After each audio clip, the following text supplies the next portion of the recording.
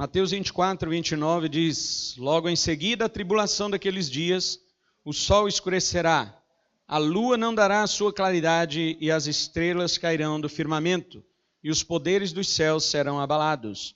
Então aparecerá no céu o sinal do Filho do Homem. Todos os povos da terra se lamentarão e verão o Filho do Homem vindo sobre as nuvens do céu com poder e muita glória. E ele enviará os seus anjos com grande clangor de trombeta, os quais reunirão os seus escolhidos dos quatro ventos, de uma a outra extremidade do céu. Os irmãos podem assentar. Amém? Nós encerramos a nossa palestra ou a pregação de hoje pela manhã falando do quinto selo em Apocalipse capítulo 6. No verso 9 ao 11 está escrito que, aberto o quinto selo, o apóstolo João viu debaixo do altar as almas dos que clamavam a Deus por vingança. Eles diziam: até quando, Senhor Deus, não julgarás o nosso sangue daqueles que habitam sobre a face da terra? Nós sabemos que este selo já foi aberto. As pessoas estão esperando abrir algum selo no céu. Elas ficam imaginando algum selo como se fosse um laço de casamento na hora que vai entrar o noivo, e aí desfaz aquele laço, corta no meio, ou quebra um selo de uma carta, faz alguma coisa parecida.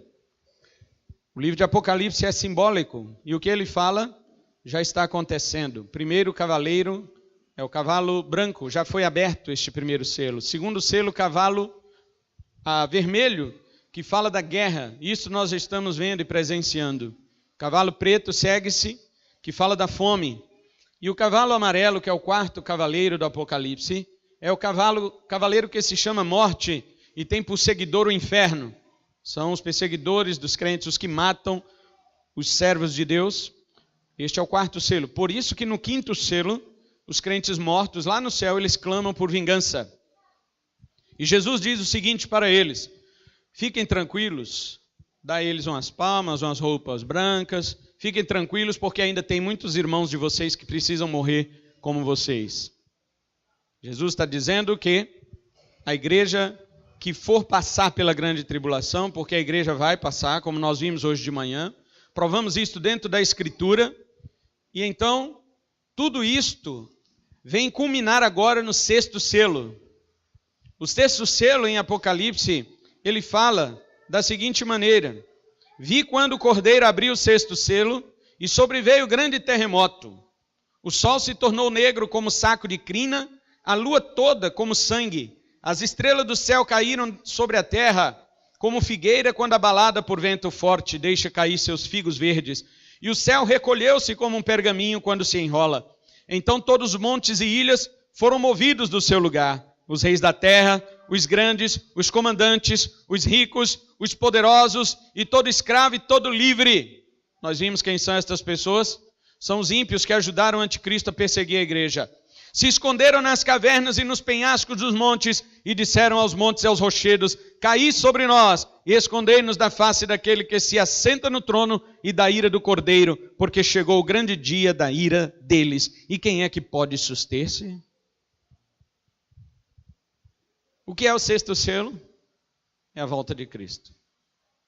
O sexto selo é a vinda do Senhor.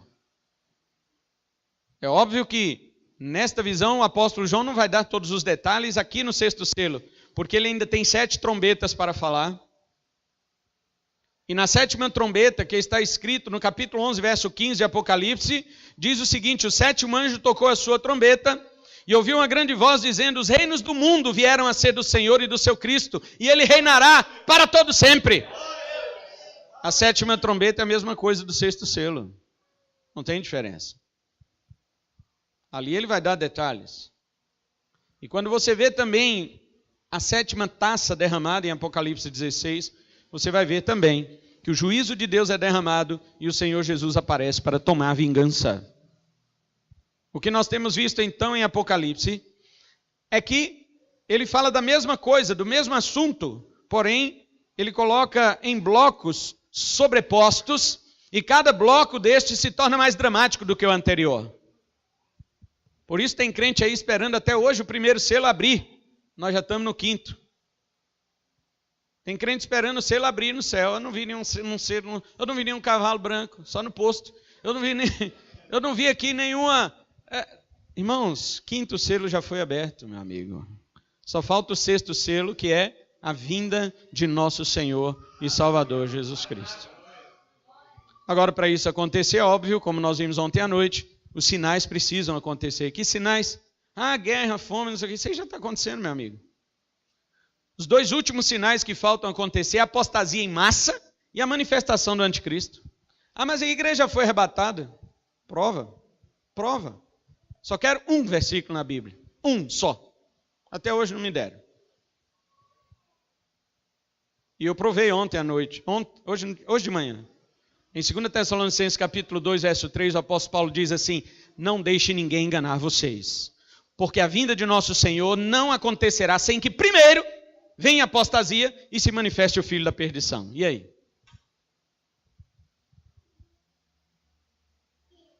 Nós temos medo de falar isso porque aprendemos desde criança o contrário.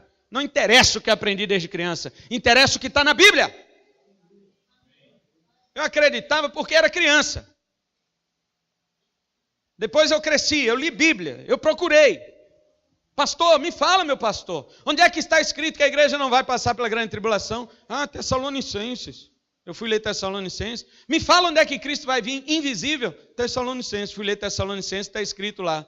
Então mesmo o Senhor descerá do céu com alarido, voz de arcanjo, trombeta de Deus. O que tem de invisível nisso?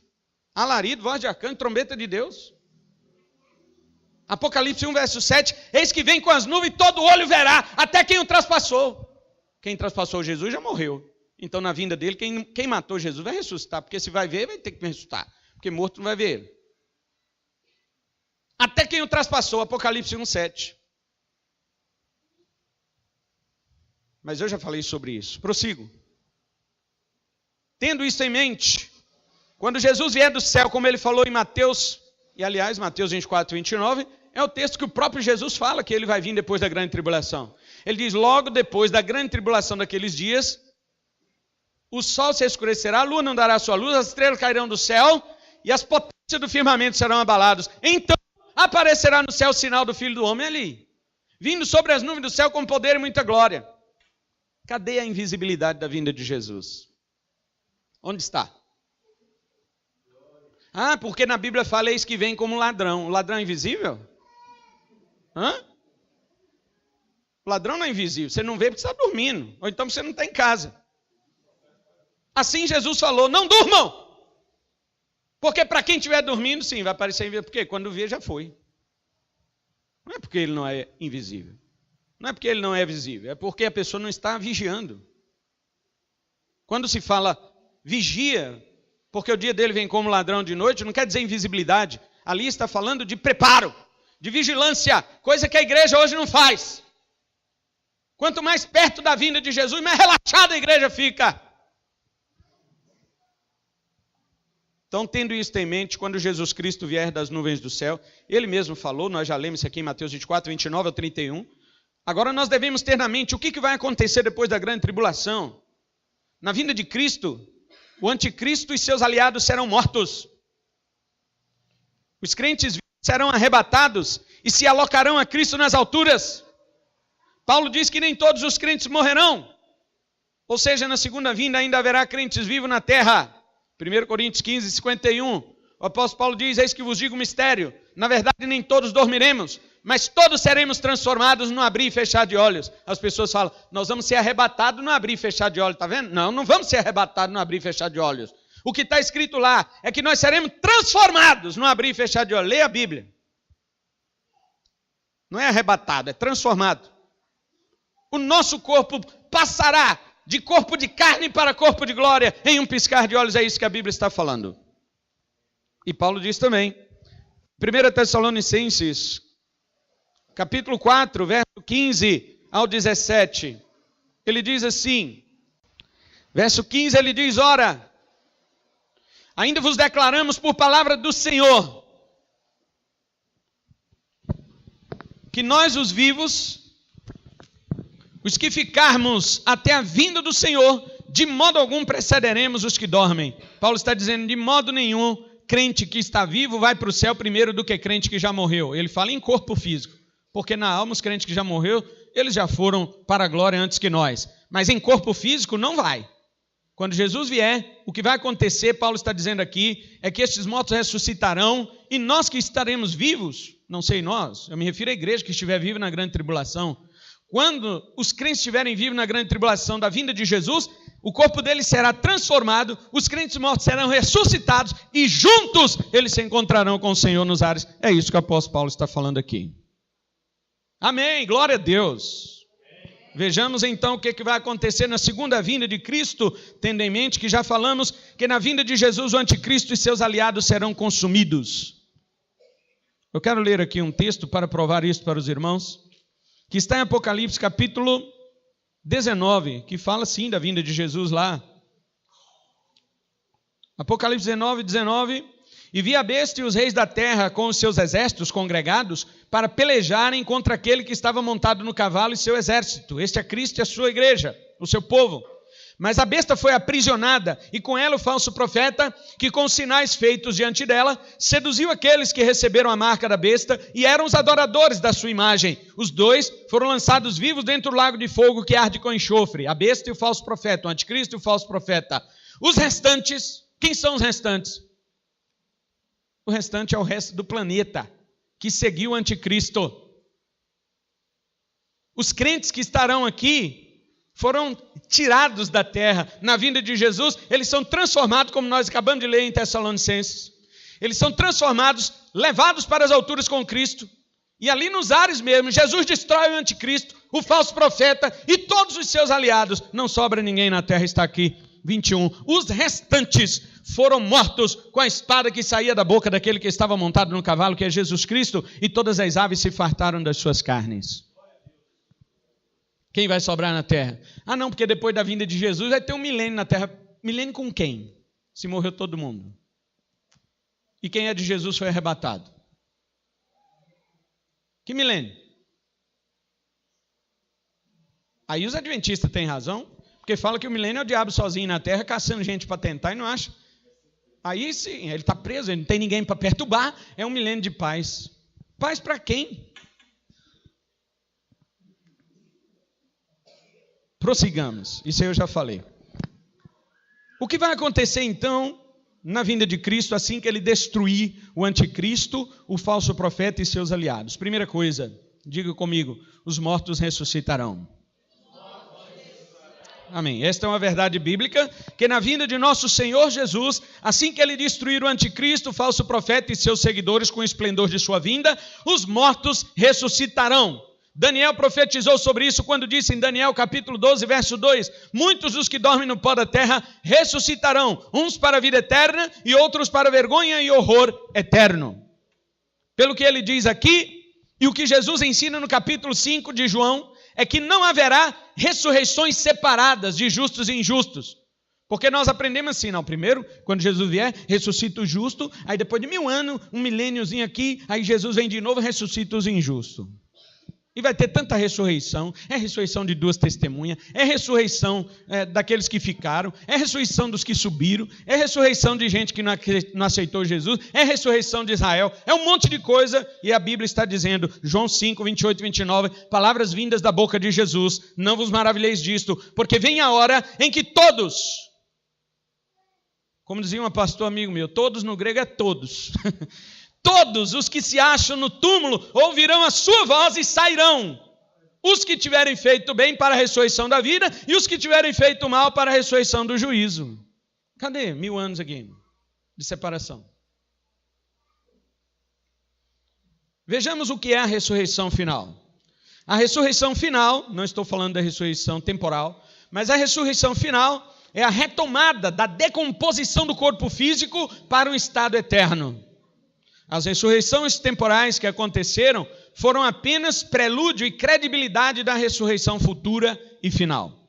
Ao ressuscitar a filha de Jairo, por exemplo, o filho da viúva de Naim, o seu amigo Lázaro, Jesus apenas demonstrava que o reino de Deus havia chegado e que no fim, quando o reino fosse consumado, a morte seria pisoteada e não teria autoridade alguma sobre os servos do Senhor.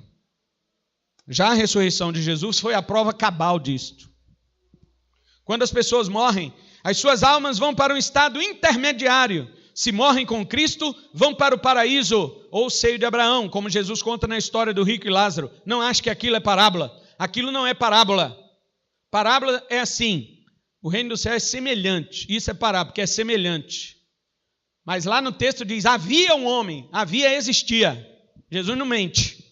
Se ele falou que havia um homem, então havia. Existia. Aquilo não é parábola, é história. Os que morrem sem Cristo, eles vão para o Hades. A palavra grega Hades foi traduzida inferno na nossa Bíblia, mas ainda preste atenção, não é o inferno final, não é o lago de fogo, não é o inferno da condenação, é o inferno para onde vão apenas as almas das pessoas que morrem sem Cristo. Agora, quando Cristo voltar, que é o que nós estamos vendo, então os que morreram terão seus corpos restituídos, suas almas saem do estado intermediário, voltam para os seus corpos, para que a pessoa completa esteja diante do juízo que se seguirá. É assim que vai acontecer. Morre você, não quero isso, tá? Mas morre você, só um exemplo. Vou falar de mim, morre eu.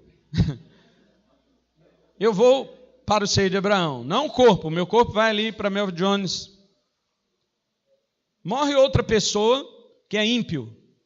O corpo vai igual para Melvin Jones, mas a alma não vai para o seio de Abraão, vai para o Hades. Mesmo lugar que aquele rico foi. Em alma ele já está sofrendo. Em alma. É um tormento espiritual. Quando Jesus Cristo voltar, meu corpo e o dele serão ressuscitados. Porém, a minha alma sairá do seio de Abraão e entrará novamente em o meu corpo ressuscitado de glória. A alma desse indivíduo também, ela sairá do Hades, entrará no seu corpo que foi ressuscitado do cemitério ali. E nós dois compareceremos diante do tribunal de Deus. No tribunal de Deus, Jesus diz para mim: vinde, benditos de meu Pai, possuí por herança o reino que vos está preparado desde a fundação do mundo. E para o outro indivíduo, Jesus dirá: afastai-vos de mim, malditos, para o fogo eterno. Aí sim, é o inferno eterno, não é mais o Hades. No grego é o Gehenna, que é o lago de fogo. Na Bíblia tem duas palavras para o inferno. Hades, que é para onde vão as almas das pessoas que morrem sem Cristo, até que Cristo volte. Depois que Cristo voltar, seus corpos ressuscitados serão ajuntados a esta alma que estava no Hades, serão julgados no tribunal de Deus e lançados no Gehenna, que é o lago de fogo, o inferno eterno. Vejamos as características do corpo ressuscitado. Primeiro vamos falar do corpo dos ímpios. Embora a Bíblia enfatize como será o corpo do salvo ressuscitado, sabemos também que o corpo dos ímpios, ou aliás, os ímpios estarão de volta a seus corpos para serem condenados. As pessoas acham que quem for para o inferno vai somente em alma. Só o espírito da pessoa vai para o inferno, o corpo não vai. Isto no estado intermediário, sim. Mas quando Jesus voltar, o corpo do indivíduo também vai para o inferno. Queridos, veja, o cara viveu aqui na terra sofrendo, sendo um cavalo do diabo, porque é assim que o diabo chama os seus servos, chama de cavalo. A pessoa viveu aqui a vida inteira, cavalo do diabo, morre, a alma vai para o Hades, já em sofrimento, o corpo aguarda o dia da ressurreição. Quando Jesus voltar, tira o corpo do cara do cemitério, para que sua alma volte para esse corpo e ele seja lançado em corpo e alma no Gehenna, no inferno eterno. Imagina a miséria deste homem. Se você está aqui hoje à noite e não tem um compromisso com Jesus, eu digo para você, corra para os braços do Senhor, porque este lugar é terrível. Este lugar é terrível. Ah, mas não pode, só o espírito que vai para o inferno, o corpo não pode. Mateus 10, 28. Jesus diz: não temais aquele que mata o corpo e não sabe o que fazer da alma. Antes temei aquele que é capaz de fazer perecer no inferno tanto a alma quanto o corpo. E quem é que faz perecer no inferno? É o diabo? Não é, é Deus.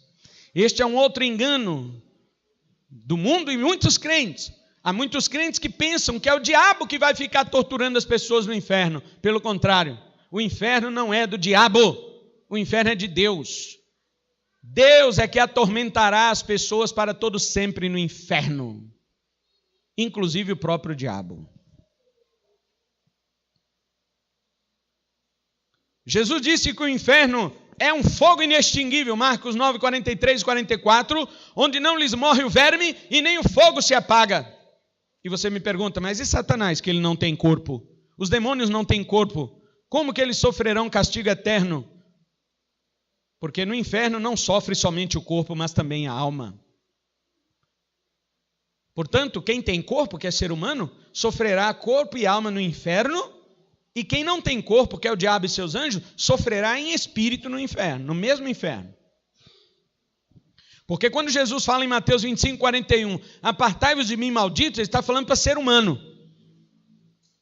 E vão para o lugar que está preparado para o diabo e seus anjos. Ou seja, o diabo e seus anjos estarão no mesmo lugar para onde vão os condenados. Por enquanto, não. Por enquanto, quem morre sem Cristo vai para o Hades. O diabo não está no Hades. O diabo, diz a Bíblia, está nas regiões celestes. Tem gente que pensa assim, o inferno é do diabo. O diabo mora no inferno. Não. O inferno hoje, o Hades, é lugar das almas dos que morrem sem Cristo. O diabo habita nas regiões celestes. Ele não mora no inferno.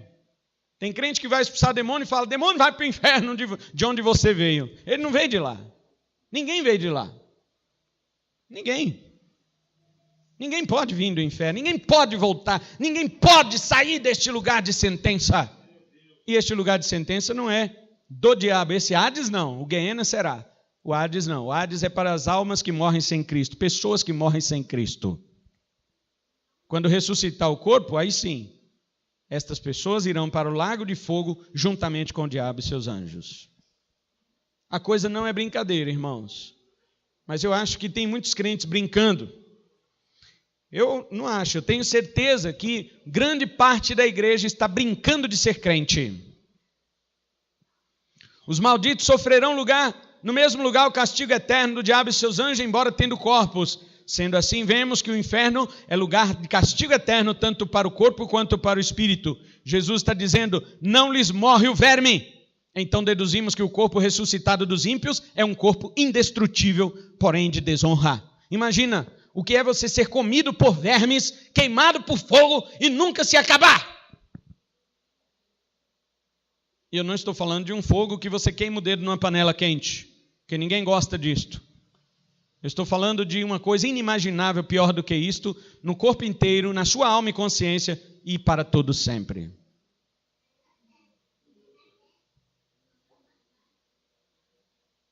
Será que podemos imaginar? Eu não estou aqui fazendo discurso de terror. Quem faz discurso de terror e o povo gosta, são aqueles reveladores que dizem, eu tive uma visão, eu fui no inferno. Eu fui no inferno. Aí os crentes lotam a igreja para ver. Vamos ver o cara que foi no inferno. Não estou fazendo, eles fazem discurso de terror. No inferno tinha até cabelo de mulher que corta cabelo. O que o diabo quer com cabelo de mulher?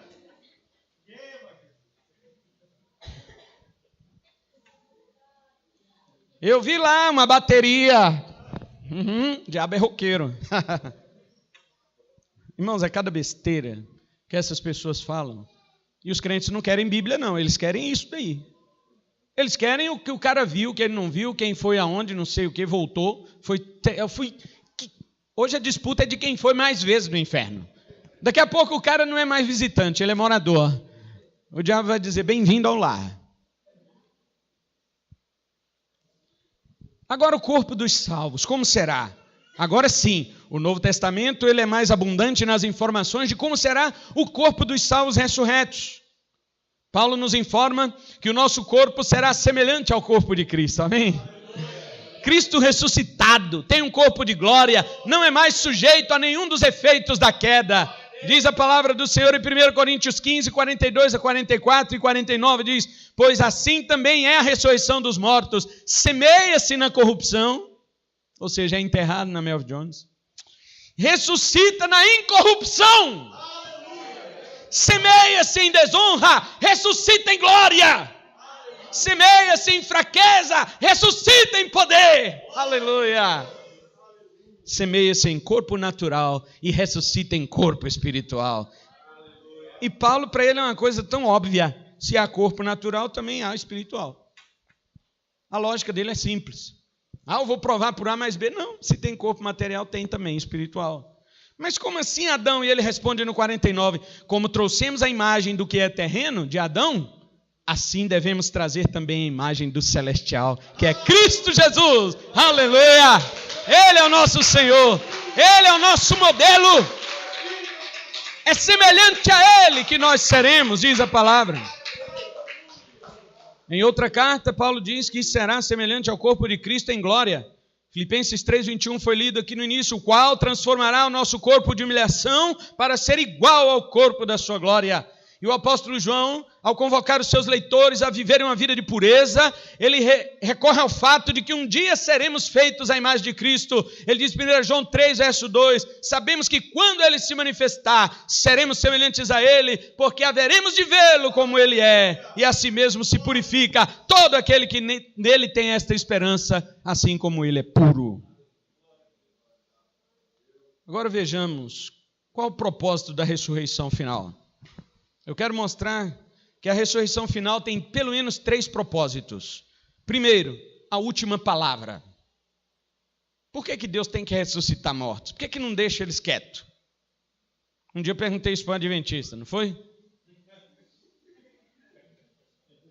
Que eles falaram assim, não, porque o inferno é só um pouquinho, o cara fica um pouquinho, depois Deus extermina, elimina. Aí eu falei para ele assim, muito bem, para que ressuscitar o sujeito? Deixa morto. Já não está lembrando de nada?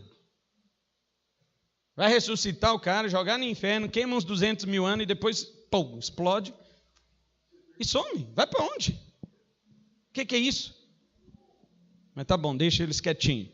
A ressurreição tem o seguinte propósito, última palavra. Você quer saber? A ressurreição tem o propósito de mostrar que não é a morte que tem a última palavra. A última palavra, bem como a primeira, pertencem a Cristo, o Verbo de Deus. Não é a morte que determina o destino das pessoas, e sim Deus mesmo. A morte não pode ser um cativeiro para os indivíduos, porque é Cristo que estabelece o destino final de todos. E ele disse para João, eu tenho as chaves da morte e do inferno. Então quem tem a última palavra é Jesus, não é a morte. Segundo propósito de Deus ressuscitar mortos. Desígnio original. A ressurreição tem o propósito de provar que o desígnio de Deus não falha. Deus não criou o corpo e alma para viver separado. Quando o homem morre, separa-se corpo de alma. Não foi para isso que Deus criou o homem. O pecado é que fez essa ruptura, desde quando rompeu a comunhão do homem com Deus no jardim, até quando teve a morte física como seu salário para separar a alma do corpo humano. Mas como vimos, não é a morte que tem a última palavra. Deus, ao ressuscitar todos os mortos, ele prova que o seu desígnio original prevalecerá, que o corpo foi feito para viver junto com a alma e não separado. Terceiro propósito da ressurreição, julgamento pelas obras feitas por meio do corpo. O apóstolo Paulo diz em 2 Coríntios 5:10 que todos nós haveremos de comparecer no tribunal de Cristo para prestarmos conta daquilo que tivermos feito por meio do corpo. A terra, o mar, o próprio Hades, todos eles têm que entregar seus mortos ao juiz naquele grande dia, Apocalipse 20, verso 13. Deus não julgará apenas almas, ele julgará corpos e almas. Deus não vai julgar almas. Deus vai julgar corpos e almas. Então estes são os 3 propósitos da ressurreição. Então os irmãos entendam que na vinda de Jesus, a primeira coisa que vai acontecer é ressurreição dos mortos. Segunda coisa que vai acontecer quando Jesus voltar, juízo final. Perceba que eu não falei de milênio. Tem gente que acha, Jesus vai voltar, vai instalar um milênio na terra, não sei o quê. A Bíblia diz que depois que o evangelho for pregado a todas as pessoas, virá o fim. A Bíblia diz que depois que as pessoas comparecerem diante do trono de Deus, e Jesus colocar os justos à sua direita e os bodes à sua esquerda, como diz em Mateus 25, a palavra diz assim, irão estes para o tormento e desprezo eterno, mas os justos resplandecerão como o sol no reino do seu Pai. Reinarão eternamente. Não é 1000 anos, vamos reinar para sempre. Eu sempre me perguntei para algumas pessoas, para que Jesus vai reinar 1000 anos para depois reinar para sempre?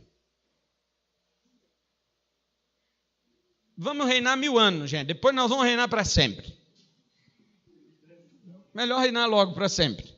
Mas vamos lá. Depois eu falo sobre o milênio. Segundo o apóstolo Paulo, quando ele disse aos atenienses sobre o dia do juízo, ele falou, vamos ver aqui, o que Paulo chama de dia do juízo? Ele diz para os atenienses, o dia do juízo é o dia que Deus estabeleceu, que há de julgar o mundo com justiça, por meio de um varão que destinou e acreditou diante de todos, ressuscitando-o dentre os mortos. Atos 17, 31. Nesse dia, de acordo com a palavra, todos serão julgados, vivos, mortos, grandes, pequenos, ricos, pobres, homens, mulheres, crianças, velhos, enfim, todos hão de comparecer diante do tribunal de Deus. Vamos ver 3 coisas. Vamos ver 4 coisas sobre o juízo final. Primeiro, vamos ver o padrão do julgamento. Segundo, vamos ver a medida do julgamento. Terceiro, o que é que será julgado. E quarto, os que creram em Cristo não serão julgados. Vamos lá, primeiro lugar, o padrão de julgamento. O padrão de julgamento naquele dia será, sem sombra de dúvida, a lei de Deus. A lei de Deus e o seu evangelho. 2 coisas que Deus vai colocar como padrão de julgamento, sua lei e o seu evangelho. Sabemos que nem todos os povos tiveram acesso à lei de Deus, nem tampouco ao evangelho de nosso Senhor Jesus Cristo. Então o padrão será da seguinte forma. Eu coloquei aqui 3 formas de como o padrão do evangelho e da lei serão colocados e utilizados diante do julgamento. Primeiro, evangelho. Pelas palavras do evangelho, todos os que ouviram o evangelho serão julgados pelo evangelho. Jesus disse em João 12, 47, 48, se alguém ouvir as minhas palavras e não as guardar, eu não julgo, porque eu não vim para julgar o mundo e sim para salvá-lo. Isso ele fala da primeira vinda, na segunda ele vem para julgar.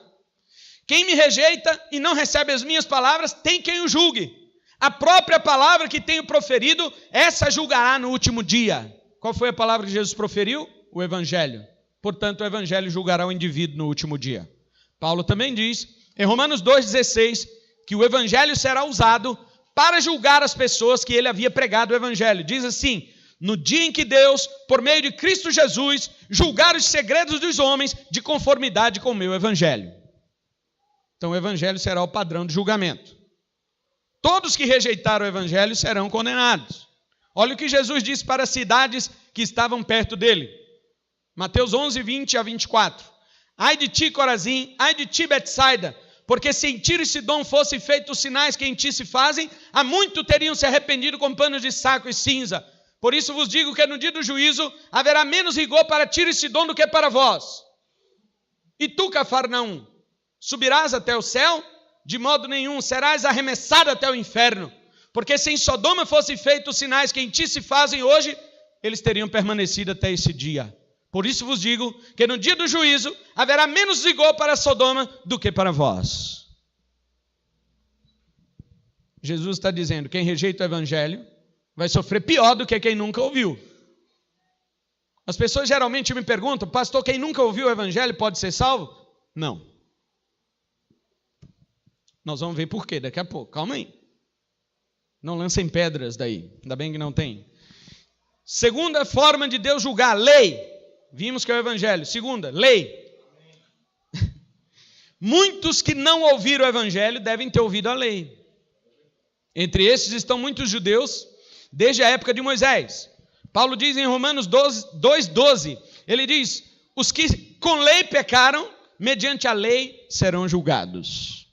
Baseado no critério de julgamento chamado lei, eu faço uma pergunta. Quantas pessoas podem ser salvas por meio da lei? Pois é, ninguém. Agora vem uns bonitinhos dizer assim para mim, mas Israel será julgado pela lei. Se for, vai para o inferno. Porque pela lei ninguém pode ser salvo. A lei não veio para salvar. A lei veio para condenar. A lei veio primeiro para mostrar quem é Deus, Ele é santo. Segundo, a lei veio para mostrar que nós somos pecadores e não conseguimos atingir a santidade de Deus. E terceiro, a lei veio dizer, olha Cristo lá, corra para Ele, senão eu te condeno. Para isso serve a lei. Baseado no critério de julgamento da lei, não pode haver salvação, porque ninguém cumpriu cabalmente a lei de Deus. Você pode dizer assim, pastor, eu nunca pequei. Acabou de pecar, mas só um dia você pode dizer assim, olha, teve um dia só que eu briguei com a minha mãe. Pronto, já não pode ir mais para o céu. E aquela pessoa que fala assim, não, mas eu vivi a vida inteira, nem com a minha mãe eu briguei. Mas ela está mentindo? Não. Também não pode ir para o céu. Mas eu nunca pequei, mas você nasceu em pecado. No céu não pode. Quem nasceu em pecado não pode. Como você sabe disso? Você não sabia? Jesus falou para Nicodemos, se não nascer de novo, não pode entrar no reino de Deus. E ele está falando nascer de novo, porque nasceu da primeira vez, não entra. Tem que nascer de novo para entrar. Aí Nicodemos fala, então eu vou voltar na barriga da minha mãe? E Jesus fala, não adianta, você pode voltar 1000 vezes na barriga de sua mãe, que este nascimento é carnal, não vai entrar no céu. Tem que nascer da água e do Espírito. Então, pela lei também ninguém vai ser salvo. Agora vamos para as pessoas que nunca ouviram o Evangelho e nem leem. Como é que faz? Ainda em Romanos 1 e 2, o apóstolo Paulo nos informa que há pessoas que nunca conheceram a lei, nem tampouco o Evangelho. Mesmo assim, estas pessoas não são desculpáveis diante de Deus no dia do juízo. Capítulo 1, verso 19 de Romanos, o apóstolo diz que os atributos de Deus são conhecidos desde o princípio do mundo, por isso todo ser humano é indesculpável. E no verso 21 ele destroça o ser humano, dizendo que o homem, mesmo tendo conhecimento, não o glorificou como Deus. Todo mundo que olha para a natureza diz que tem um Criador, mas não dá glória para ele. E aí? Ah, mas e se o cara der glória? Como que ele vai dar glória se ele ama ele mesmo? O ser humano nasceu em pecado, e o que é pecado? Pecado é você amar a você mesmo, em vez de amar a Deus. E a igreja hoje não ensina, não é isso? Meu irmão, você tem que amar a si mesmo, porque se você amar a você mesmo, aí tem como você amar o outro. Porque ainda pega o versículo e torce, e arranca o versículo. Esbagaça o versículo. Aí está, amarás o teu próximo como a ti mesmo. Você tem que amar a ti mesmo para você amar teu próximo. Esbagaça o versículo, como se fosse isso que ele queria dizer. Vou dizer o versículo de outra forma para você entender o que quer dizer amarás o teu próximo como a ti mesmo. É simples. Amarás o teu próximo como se ele fosse você. É isso. Tem nada de ver que você vai amar você primeiro. Se eu não me amar, quem vai me amar? As besteiras. Na Bíblia é a seguinte, a ordem. Primeiro você ama Deus. Segundo você ama o outro. E depois você ama você, se sobrar. Na Bíblia é assim. Primeiro Deus, depois o outro. Se sobrar você. E Jesus ainda melhorou o negócio. Ele diz que quando você ama o outro, você não vai amar mais como você mesmo, você vai amar como ele te amou. Aí os discípulos, como foi que o Senhor amou? Ele, eu dei minha vida por você, então amo o outro dando a vida por ele. E agora? Melhorou, né? Pois o homem olha para a natureza, sabe que tem Deus, mas ele ama tanto a si mesmo que ele não dá glória a Deus. O apóstolo Paulo diz o quê? Não resta desculpa para este homem. No verso 20, Paulo diz em Romanos 1, que os atributos de Deus são conhecidos desde o princípio do mundo, por isso todo ser humano é indesculpável. Paulo diz também no capítulo 2 que os pagãos, olha, ele está falando de gente que nunca ouviu de lei, nunca ouviu de evangelho. Ele está dizendo os pagãos, gente, faz coisa que às vezes está de acordo com a lei, mesmo sem conhecer a lei, Romanos 2,14. E no verso 15 ele diz, eles agem assim, sabe por quê? Porque a lei foi gravada em seus corações e consciências. Sendo assim, no dia do juízo, a pergunta que Deus fará não é, você conhecia a lei? Não é, você conhecia o evangelho? Mas Deus fará a seguinte pergunta, por que não me deu glória?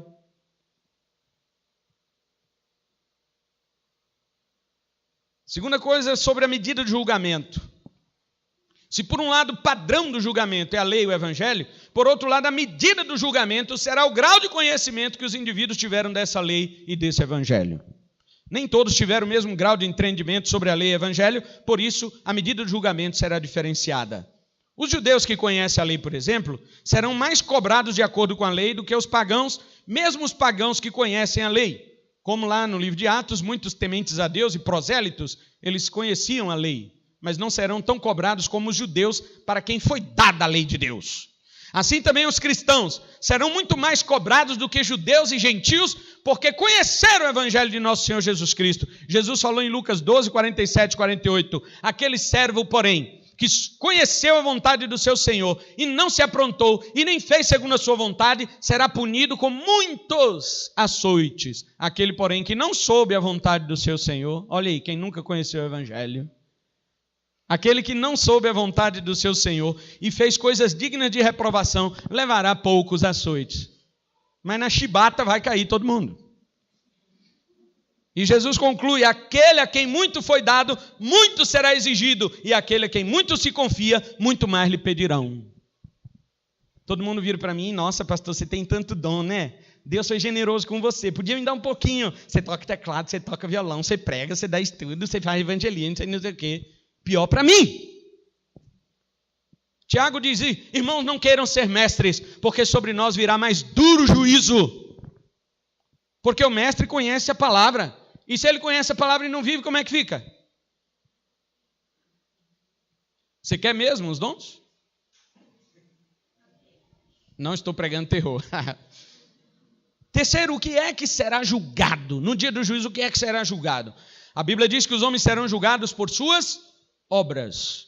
A Bíblia diz que Deus julgará as obras dos homens, quer sejam boas, quer sejam más. Mateus 16, 27, Romanos 2, 6, 2 Coríntios 5, 10 e Apocalipse 20, verso 12 e 13. Salomão diz em Eclesiastes 12, 14, porque Deus há de trazer a juízo todas as coisas, até as que estão escondidas, quer sejam boas, quer sejam más. Então o crente será, o ímpio será, o judeu será, todos serão julgados por suas obras. Agora vamos para o último ponto sobre o juízo final. Os que creram em Cristo não serão julgados. Amém. Você quer escapar do juízo? Vem para Cristo. É o único jeito. O ensino do Novo Testamento estimula a igreja a não ter medo do dia do juízo. Jesus disse em João 5, 24, em verdade vos digo, quem ouve a minha palavra e crê naquele que me enviou, tem a vida eterna, não entra em juízo, mas passou da morte para a vida. Num dos versículos mais conhecidos do Novo Testamento, o apóstolo Paulo diz, Romanos 8:1, portanto agora, nenhuma condenação há para os que estão em Cristo Jesus.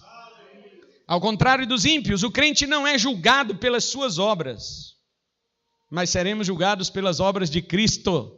Uma vez que cremos nele, 2 Coríntios 5, 21, aquele que não conheceu o pecado, Deus o fez pecado por nós, para que nele fôssemos feitos justiça de Deus. E o apóstolo João chama atenção na sua carta, para não termos medo do dia do juízo, porque o perfeito amor lança fora este medo. Isto é, perfeito amor não é você não, viu? É o amor de Deus.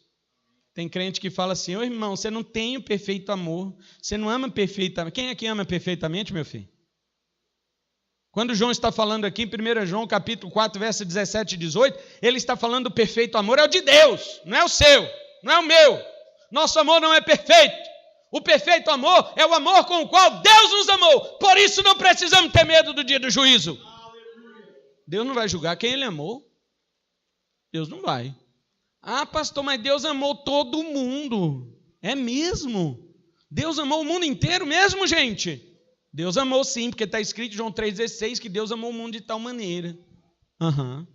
Também em 1 João 2,15 está escrito, não ameis o mundo nem as coisas que há no mundo. Se alguém ama o mundo, o amor do Pai está nele? Ué, então como é que Deus amou todo mundo? 1 João 4,19 está escrito lá, nós o amamos porque ele nos amou primeiro. Todo mundo ama Deus? Não. Então é porque Deus não amou a todos. Se Deus amar alguém, esse alguém é obrigado a amar a Deus. Nós o amamos porque ele nos amou primeiro.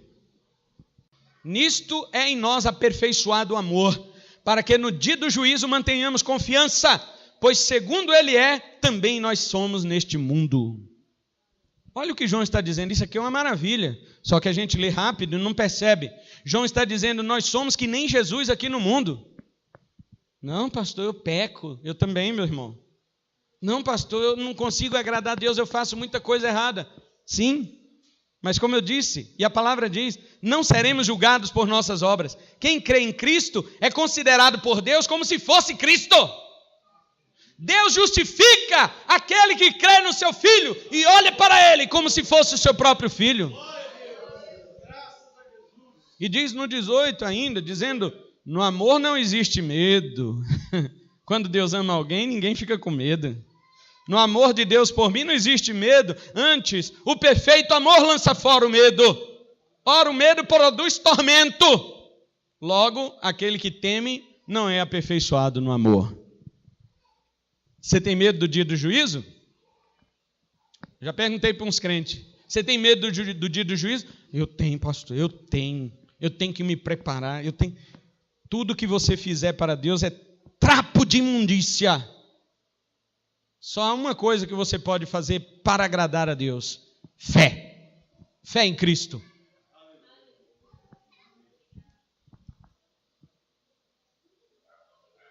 Quando falamos sobre isso, às vezes somos levados a pensar que não precisamos nos preocupar com os pecados que cometemos aqui. Claro que, uma vez justificados, nenhum dos nossos pecados poderá servir de base condenatória diante do juízo final. Porém, somos sempre advertidos de que nossos pecados podem trazer graves consequências acerca da nossa vida terrena, enquanto não partimos para a glória. Bem como também pode nos privar de maravilhosos galardões na eternidade. Paulo diz algo sobre isto quando ensina sobre a ceia do Senhor aos coríntios. Paulo diz que, por tomar a ceia indignamente, há muitos fracos e doentes entre vós e outros que inclusive já morreram.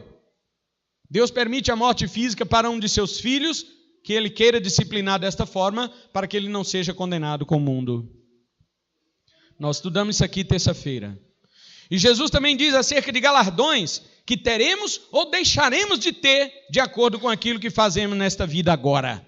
Mateus 6:1, 10, 41 e 42 e Apocalipse 22, 12, onde Jesus disse, eis que breve venho e comigo está o galardão para dar a cada um segundo as suas obras. Ele está falando de galardão, não de salvação. Então é para os salvos, pois quem tem galardão é só salvo. Agora, quem tem galardão é salvo que trabalha, viu, irmãos? Quem tem galardão é salvo que trabalha no reino de Deus. Crente preguiçoso, se é que é salvo, ele é salvo, mas não tem galardão. E aí o cara é tão preguiçoso, mas ama tanta preguiça que ele fala, e o que me importa? Eu estou salvo, tá bom. É tão medíocre que ele abandona o que Deus tem reservado para ele na eternidade. E ele diz assim, não, ser salvo é o que importa, não estou nem aí para galardão. E Jesus nos incentivando e dizendo, nem um copo d'água fria que você dá para um dos meus servos ficará sem galardão. Só quero chamar a atenção porque há muitos crentes que dizem, mas desse jeito tá bom. Deixa eu te dizer uma coisa, tem muitos que pensam que são salvos, mas não são. Talvez você pense que não entrará em juízo porque vem à igreja. Não, eu não vou passar pelo juízo não, porque eu vou na igreja todo domingo. Eu não vou passar pelo juízo porque eu tenho um dom espiritual. Não é possível que Deus ia me dar um dom espiritual e depois me julgar. E eu vou te mostrar que é possível. Mateus 7, 21 a 23. Nem todo que me diz Senhor, Senhor entrará no reino dos céus, mas aquele que faz a vontade do meu Pai que está nos céus. Naquele dia muitos me dirão, Senhor, Senhor, em teu nome não expulsamos demônios? Em teu nome não profetizamos? Em teu nome não fizemos milagres? Então lhes direi abertamente, nunca vos conheci, apartai-vos de mim, todos que praticais a iniquidade. Ter dons não é garantia de que você é salvo. Vir à igreja não é garantia de que você é salvo. Eu tomo ceia, eu ouvi o evangelho na praça. Olha o que Lucas diz, Jesus diz em Lucas 13, 26 e 27, quando o dono da casa tiver se levantado e fechado a porta, e vós do lado de fora começardes a bater, dizendo, Senhor, abre-nos a porta, ele vos responderá, não sei de onde sois. Então direis, comíamos e bebíamos em tua presença. Olha a ceia aqui. cara tomava ceia. E tu ensinava em nossas ruas. Eu ouvi o evangelho na praça. Mas ele vos dirá: não sei de onde sois, apartai-vos de mim, todos os que praticais iniquidades. Eis aí as bases para o juízo final.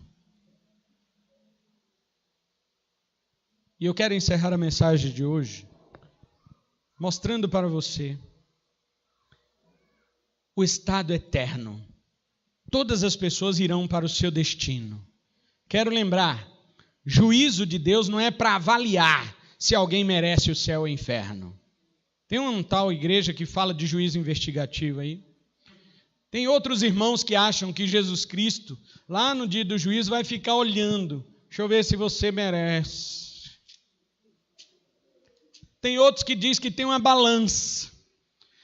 Vou colocar as suas coisas ruins desse lado e as boas desse outro. O que pesa mais é seu destino. E você fica lá, vai coisa boa, vai coisa boa. E a balança da coisa ruim pesa e pesa. E não tem nada que você faça que o outro lado volte a equilibrar. Nada, nada, nada. Você fala, estou lascado, estou condenado. Pois é, por isso, porque obras não salvam. O que salva é sua confiança em Cristo. Porque somente Cristo fez a obra perfeita que agradou a Deus. As pessoas vão para o seu estado eterno, não é por aquilo que estas pessoas foram avaliadas. Não, o juízo é veredito, porque ninguém merece o céu. Ou entramos no céu pela fé no Filho de Deus, ou não haverá advogado que nos livre da sentença do juízo final. Pois bem, o apóstolo João, vamos lá, Apocalipse 21, ele diz no verso 1, vi novo céu e nova terra, porque o primeiro céu e a primeira terra passaram. Ele está dizendo que a velha ordem das coisas já ficou para trás. O mar não existe. Hoje de manhã nós vimos que o mar significa as nações que se levantam contra Deus e seu povo. Ele está dizendo aqui que o mar não existe, ou seja, estas nações já estão no inferno. Elas não podem mais se opor ao Todo-Poderoso. Não é que lá no novo céu e nova terra não vai ter mar. Tem gente que vai falar, lá no céu e na nova terra não vai ter mar. Não é isto. O mar aqui é simbólico. Fala de nações que se levantam contra Deus. Ali ele vê também, no verso 2, ele fala, vi a cidade santa. Quem é a cidade santa, irmãos? Vocês não ouviram hoje de manhã, né? É a igreja. A cidade santa somos nós. A cidade santa é a igreja do Senhor. Tem gente que acha que do céu vai descer uma nova Jerusalém feita de vidro, de ouro, quadrada, cúbica, e nós vamos morar lá, entre o céu e a terra pendurado. Não. Olha o que ele está dizendo no verso 2. Ela descia do céu, da parte de Deus, ataviada como noiva para o seu esposo. Quem é a noiva do Cordeiro? É a igreja. E olha aí no verso 9 mesmo. Então veio um dos 7 anjos que tem as taças cheias dos últimos flagelos e falou comigo, vem, vou te mostrar a noiva, a esposa do Cordeiro. E me transportou em espírito a um grande e elevado monte e me mostrou a santa cidade de Jerusalém que descia do céu da parte de Deus. A Nova Jerusalém é a igreja, não é uma cidade. O próprio anjo está mostrando. Ele está dizendo, deixa eu te mostrar a noiva. Aí João vai lá achando que vai ver uma mulher vestida de noiva. Quando ele chega lá e vê uma cidade. Essa aí que é a noiva do Cordeiro. Pois é a igreja. E quais são as características desta igreja? Versículo 9, aliás, no verso 12, diz que ela tinha 12 portas e nestas portas o nome das 12 tribos. Sabe o que significa isso? Os salvos da antiga aliança, representado pelos 12 patriarcas.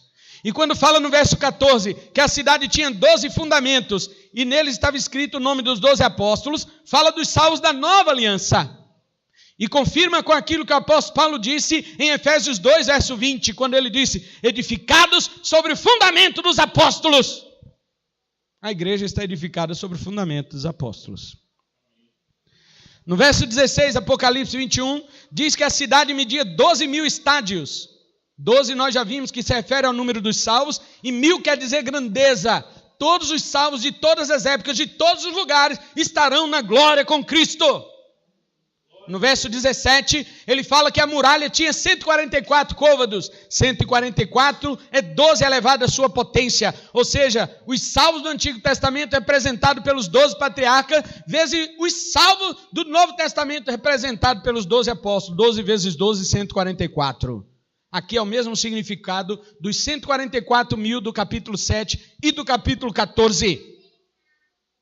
Quando se fala das diferentes pedras preciosas, nos versos 18 a 21, que você pode ler, tem várias pedras, tem jaspe, ônix, berilo, safira, carbúnculo, etc. Outras pedras, fala da diversidade do povo de Deus, pessoas de toda tribo, língua, povos e nações, todos são preciosos para o nosso Deus.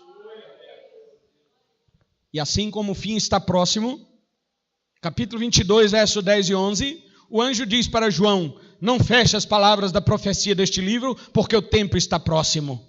Continue o injusto fazendo injustiça. Você acha que o injusto vai prevalecer na casa de Deus? O salmista já dizia: aquele que usa de engano não prevalecerá na minha casa. E aqui está dizendo, 22, 10 e 11, continue o injusto fazendo injustiça, continue o imundo ainda sendo imundo, o justo continue na prática da justiça e o santo continue a santificar-se. O recado aqui é o seguinte: não dá mais tempo, como diz o 10, o tempo está próximo. Não dá mais tempo de você ficar no mundo e na igreja. Abre o olho. Abre o olho. Ah, mas eu não venho na igreja porque não dá. Mas dá para ficar no mundo, né? Ou não? Hã? Para o mundo não tem esforço. Utilizamos de tudo para este mundo e entregamos o resto para Deus. Você acha que isso é prática da justiça ou de imundícia? Continue o justo fazendo justiça e o santo a santificar-se. Quem ama Deus vai amar mais. O tempo vai chegando ao fim, quem ama Deus ama mais. O tempo vai chegando ao fim, quem é morno vai acabar de esfriar e vai pular fora. Não adianta, irmão. Não adianta. Se Cristo, com seu amor e graça, não faz com que você o ame, o anticristo vai fazer com que você o siga.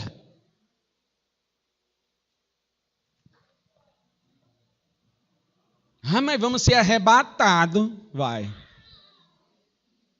Arrebatado pelas mãos do anticristo, que já está vindo com todo o poder de Satanás, como nós vimos hoje, com prodígios e engano da mentira, prodígios e sinais do engano da mentira, e vai arrebatando crentes. Porque o mundo nem se fala, o mundo já é dele, mas eu me refiro a crentes. Irmãos, desse tanto de coisa maravilhosa que nós vemos rapidamente, porque o nosso tempo já foi, eu faço uma pergunta para você: não lhe dá vontade de conhecer o céu? Mas acha que vai conhecer assim, do jeito que está? Ou está igual aquele que vira assim e fala: não, mas eu não gosto muito das coisas de igreja não, sabe? As coisas de igreja é tipo assim, é louvor, é adoração, é um pastor falando, berrando no ouvido da gente 1h30. Eu não gosto dessas coisas não. Pois o céu então não é seu lugar, porque lá é isso para sempre. Imagina o tormento que você vai passar no céu. Se você não gosta de um louvor aqui de 20 minutos, você vai gostar do louvor eternamente? Se você não gosta da palavra de Deus pregada aqui 30, 40, 1 hora, 30, 40 minutos a 1 hora, você vai gostar de olhar para a palavra, para o verbo de Deus lá no céu? Que só de olhar para ele está pregando a eternidade inteira para a gente, ensinando. Eu não suporto mais esse Jesus. Ó Senhor, me arrependi de vir para o céu, mandei para o inferno. Aqui nem fogo tem, como é que faz churrasco? Lá no inferno tem fogo. Aí o João fala: só que você esquece quem é a carne. Queridos irmãos, a minha pergunta é esta: se você não ama as coisas de Deus aqui, você não vai amar no céu não, meu amigo. Ah, no céu eu serei transformado. Negativo, Deus te transforma aqui. A nova criação é diferente da antiga. Na antiga criação, Deus criou tudo primeiro, o jardim do Éden, depois fez o homem. Na nova criação é o contrário. Primeiro Deus cria uma nova natureza, põe em você, para depois te levar para o céu. Se você não tem essa nova natureza aqui, você não vai ter lá, não.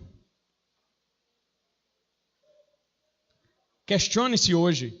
E no fim dessa festa nossa, deste ano, de 2018, em que nossa igreja em Vilhena aqui completa 11 anos de sua existência, pergunte para você hoje, o que é que você ama? Onde está seu coração? Pergunte isso para você.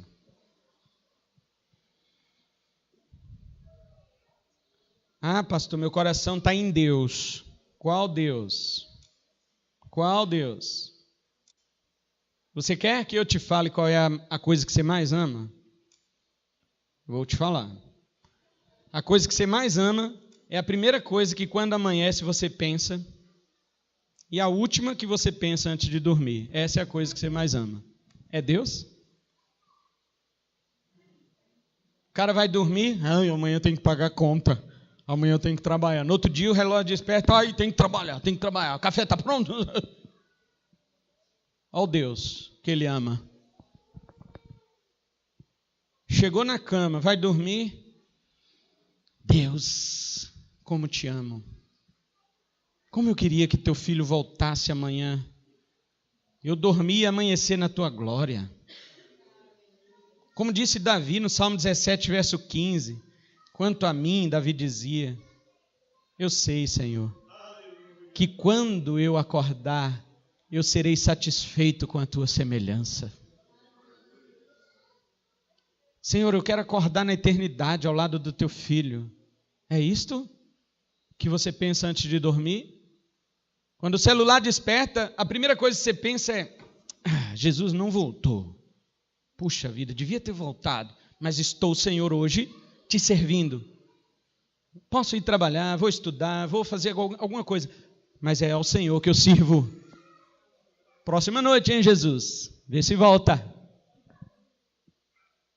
É assim que é nosso dia? É esse que é seu Deus? Você ama a última coisa que você pensa antes de dormir, a primeira que você pensa quando você acorda. É isso que você ama. Que o Senhor nos leve, no encerramento desta festa gloriosa, a amá-lo de todo o nosso coração, de toda a nossa alma, de todo o nosso entendimento e com todas as nossas forças. A Bíblia diz que nunca olho viu, nunca ouvido ouviu e nunca subiu ao coração do homem as coisas que Deus tem preparado para aqueles que o amam, o amam. Paulo disse para Timóteo que Jesus Cristo tinha reservado para ele a coroa da vida, mas Paulo diz não somente a mim, Timóteo, mas a todos quanto amam a vinda de Jesus. Crente que ama a vinda de Jesus, ele se desapega deste mundo. Tem crente que está tão ligado no mundo que ele não tem tempo de vir na igreja, que é qual que é a coisa mais fácil do crente, gente? Vir na igreja. Nem isso ele consegue. Ele vai conseguir fazer outras coisas que para Deus é mais difícil. Vir na igreja que é o mais fácil, ele está preso. Ele vai estar livre para servir com os dons. Ele vai estar livre para adorar. Ele vai estar livre para ter comunhão. Ele vai estar livre para evangelizar. Ele vai estar livre para testemunhar. Ele vai estar livre para participar dos meios de graça. Ele vai estar livre para ter intimidade e distribuir os dons espirituais que Deus deu a ele para a edificação do corpo? Não vai, porque o simples vir na igreja ele não consegue. Porque está preso ao mundo. Agora vem me dizer, não, o mundo não me prende. Que Deus tenha misericórdia de nós. Vamos ficar em pé. Que Deus nos abençoe com a sua palavra.